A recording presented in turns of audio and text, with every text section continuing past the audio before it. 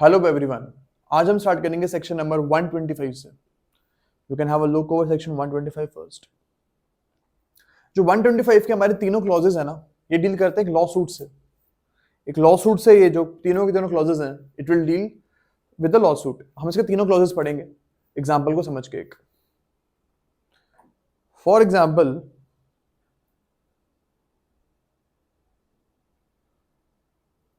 एक पर्सन है जो कि बी के फ्रेंड होते हैं। बी के फ्रेंड होते हैं ए बोलता है बी को कि बी, जो तेरा सूट चल रहा है ना सी के साथ, बी और सी के बीच में एक सूट चल रहा है। ए बोलता है बी को कि मैं तेरे को इस सूट में अगर तू हार भी जाएगा ना, तो मैं तेरे को पूरे के पूरे जो भी डैमेज को सी को पे करने पड़ेंगे, I will pay you the whole damage. A contract करता है बी के साथ। ओके, अब इस केस में बी जो है वो सूट को हार जाता है। ही लूजेस द केस। और बी को सी को कितने रुपए देने हैं? 10 लाख रुपए। अब बी बोलता है ए को, भाई तूने मेरे से कॉन्ट्रैक्ट किया था कि मैं सूट हारूंगा तो भी तुमको पैसे देगा, अब दे मेरे को पैसे।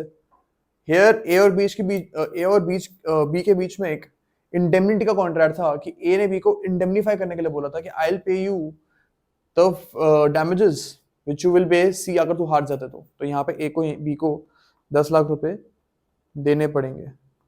10 लाख रुपए ए बी को देगा ही देगा अकॉर्डिंग टू क्लॉज नंबर 1। यही बोला गया इसमें। क्लॉज नंबर 2 जो है, क्लॉज नंबर 2 क्या बोलता है कि अगर उस जो भी बी और सी के बीच में कुछ जो भी कॉस्ट्स लगी हैं बी की, सपोज लीगल फी, बी ने अपने लॉयर को भी तो हायर किया होगा, उसके भी पैसे हो सकते हैं बी को देने पड़े। तो ए ने बी को बोला था कि मैं तेरे को जो भी तेरी कॉस्ट लगेंगी ना, तेरे सूट में जितने भी तेरे खर्चे पानी होंगे वो भी मैं तेरे को दे दूंगा। तो यहाँ पे अगर खर्चे पानी बी के हुए हैं सपोज 2 लाख रुपए लॉयर की फीस, तो ए बी को वो 2 लाख रुपए भी देगा जो उसकी लॉयर की फीस लगी थी। Okay, third clause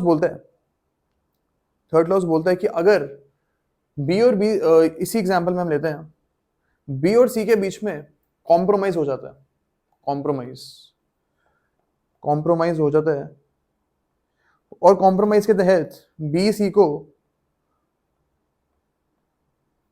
5 lakh rupees दे देता है। सस्ते में बच गया। हमें अगर सूट वो हार जाता तो उसको 10 लाख रुपए देने पड़ते, लेकिन भाई सूट में डिसीजन आने से पहले ही उन्होंने कॉम्प्रोमाइज कर लिया। अब इस केस में क्या होगा? इस केस में अगर जो कॉम्प्रोमाइज सही तरीके से हुआ है तो ए बी को 5 लाख रुपीज भी पे करेगा। अगर ए ने बी के साथ कॉन्ट्रैक्ट जो किया था कि मैं तेरे को इंडेमनीफाई करूंगा, इस केस में जो भी डिसीजन आएगा अगर तेरे खिलाफ आता है या फिर तेरे को कुछ पैसे देने पड़ जाते हैं तो आई विल इंडेमनीफाई यू। इसलिए जो 5 लाख रुपीज है ये भी बी ए से रिकवर कर सकता है। ओके, सेक्शन 125 यही बोलता है। अब हम आ जाते हैं सेक्शन 126 से, जो कि बात करते हैं कॉन्ट्रैक्ट ऑफ गारंटी की। ये थोड़ा प्रीलिम्स के हिसाब से इंपॉर्टेंट हो जाता है। क्या इसमें इंपॉर्टेंट क्या होता है कि आपसे प्रीलिम्स में ये पूछते हैं कि कॉन्ट्रैक्ट ऑफ गारंटी कहाँ डिफाइंड है, तो ये है सेक्शन नंबर 126 में। तो ऐसे छोटे मोटे क्वेश्चन सेक्शन नंबर पूछ लिया आपसे, ऐसे पूछे जा सकते हैं आपसे। सो ये 126 हमको बस ये पता होना चाहिए कि यहाँ पे कॉन्ट्रैक्ट ऑफ गारंटी का कॉन्ट्रैक्ट ऑफ गारंटी का कॉन्सेप्ट है। You can just have a look over it, फिर हम उसको रीड करते हैं। इसको अभी एक बार पढ़ लो। इसको मैं एग्जांपल से समझा देता हूँ गारंटी क्या होता है। उससे पहले I also tell you contract of guarantee क्या होता है, प्रिंसिपल डेटर क्या होता है, क्रेडिट जो हमारा क्रेडिटर होता है वो कौन होता है। उससे पहले समझने से हमको ये चीज समझनी है कि कॉन्ट्रैक्ट ऑफ गारंटी में 3 पार्टीज हो गई हैं। हमको दिख ही रहे 3 पार्टीज हैं यहाँ पे। एक तो श्योरिटी है, एक हमारे क्रेडिटर है, और एक हमारे है प्रिंसिपल डेटर। सबसे पहले हम समझते हैं कि प्रिंसिपल डेटर और क्रेडिटर कौन से होते हैं। फॉर एग्जाम्पल, ए बी के पास जाता है और उसे बोलता है कि मेरे को 2 लाख रुपए का लोन दे दे।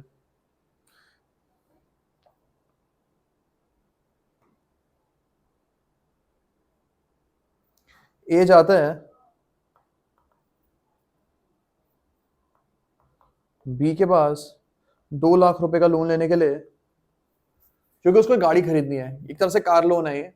और बी जो है ए को मान जाता है कि मैं को 2 लाख रुपए दे देता हूँ। यहाँ पे जो पैसे ले रहा है ही इज कॉल्ड प्रिंसिपल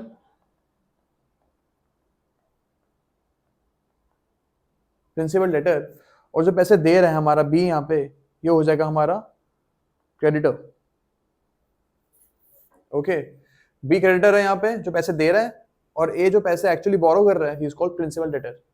और सपोज इसी केस में ए और बी के बीच में वही लोन वाली बात 2 लाख रुपए की, इसमें बी बोलता है कि सपोज कि मैं तेरे को लोन नहीं देता क्योंकि मेरे को तेरे पे ट्रस्ट नहीं है भाई, तू मेरे पैसे नहीं चुकाएगा वो लगता है। इस केस में बी बोलते हैं ए को मैं तेरे को एक ही शर्त पे लोन दे सकता हूँ अगर तू एक गारंटी लेके आ जा जो कि बोलेगा कि अगर ए पैसे नहीं देता तो मैं दूंगा। सपोज ए का एक फ्रेंड होता है सी, वो आता है और सी ए के बिहाफ पे बोलता है कि अगर ए पैसे नहीं देगा तो मैं दे दूंगा इसके पैसे। बी मान जाता है लोन देने के लिए, उसको ए को लोन मिल जाता है। अब ए करता है डिफॉल्ट, ए पैसे नहीं दे पाता, ईएमआई नहीं भर पाता। अब यहाँ पे सी लायबल हो जाएगा, C will be liable now to pay off B. C B को पैसे देगा अब क्योंकि सी था गारंटी ए का, और अगर अब ए पैसे नहीं भर पा रहा तो सी को भरने पड़ेंगे।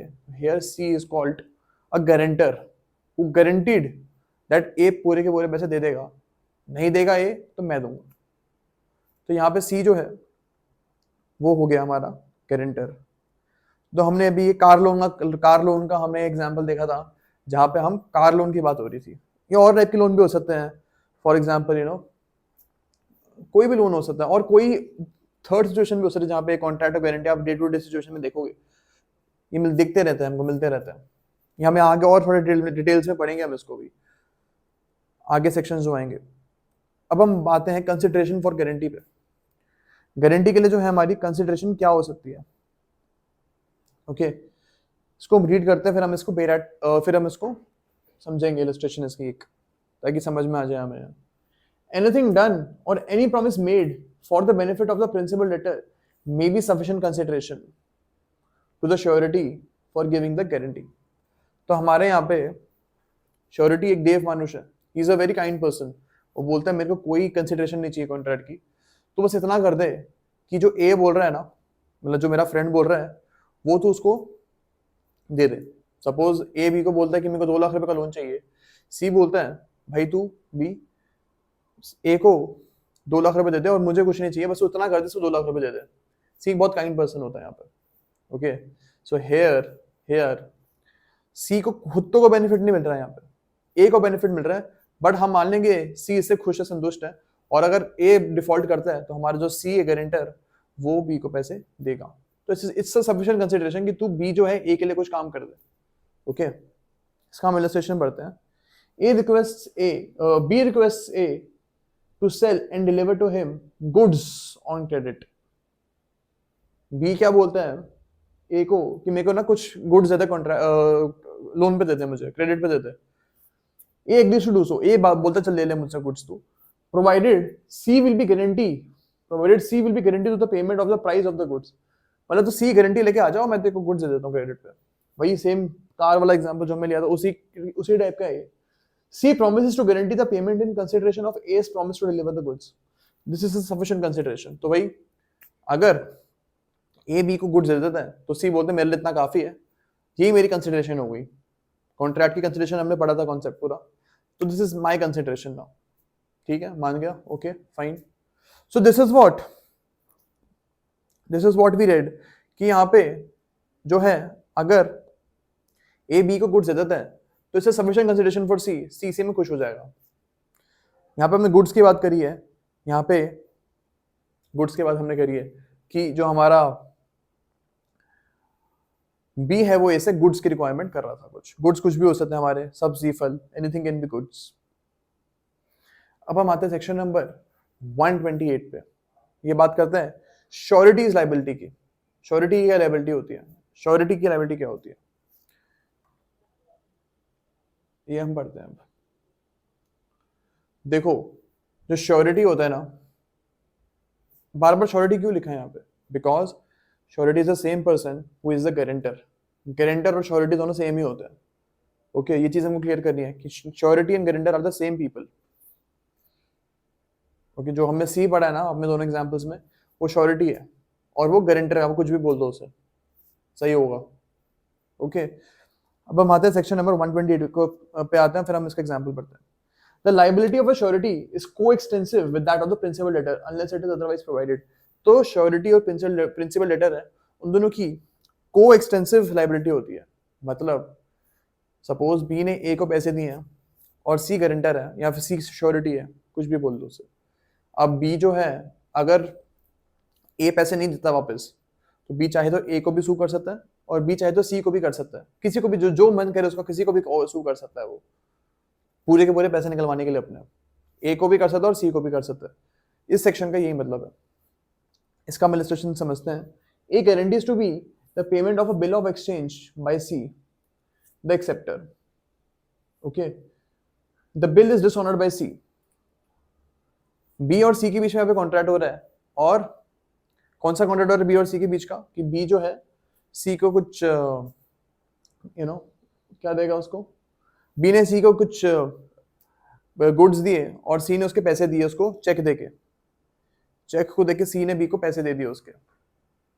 अब इस पूरी ट्रांजैक्शन में सी का गारंटर कौन था, ए ने क्या बोला था कि अगर ये चेक बाउंस हो जाता है ना, तो मैं जो है बी तेरे को पैसे दे दूंगा, मैं तेरे को पैसे दे दूंगा।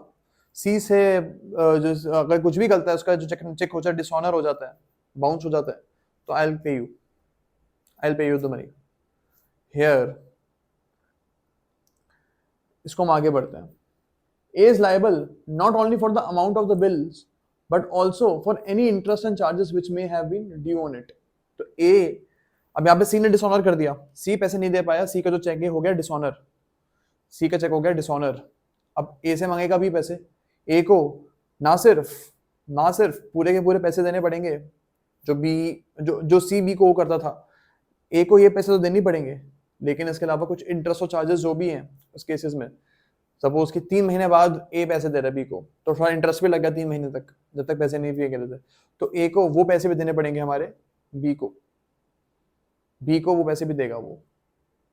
सी जो था हमारा यहाँ पे प्रिंसिपल डेटर था, वो पैसे नहीं दे पाया, तो ए को देने पड़ रहे हैं बी को, प्रिंसिपल अमाउंट भी और इंटरेस्ट भी। ओके,